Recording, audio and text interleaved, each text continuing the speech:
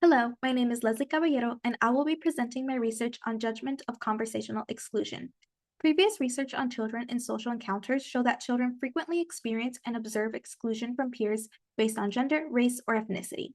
In early development, children learn to use social categories to group themselves and others. This identification has the potential to result in in-group favoritism, as well as exclusive or intolerant attitudes towards other groups. However, exclusion based on language is an open question. This study aims to address this gap by examining children's evaluations of exclusion based on the degree to which they think it is acceptable for others to speak in a different language. India is a linguistically diverse country with multiple languages used as mediums of instructions in school. The primary language of instruction in the United States is English, while India's education system promotes a three-language policy where students are encouraged to learn three languages in school. This study aims to answer how do bilingual and monolingual children judge conversations in foreign languages, and whether it is language acquisition or culture that plays a role in social judgments. Our age of focus is children between 5 and 7.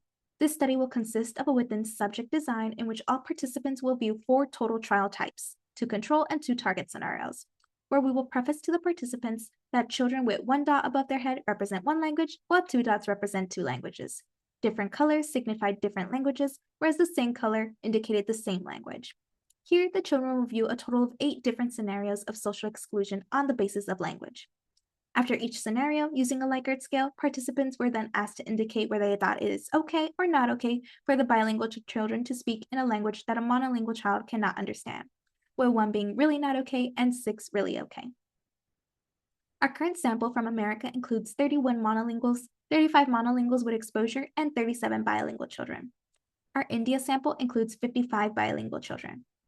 Our initial analysis shows there is no significant relationship between age and scores for US monolinguals, bilinguals, and Indian bilinguals.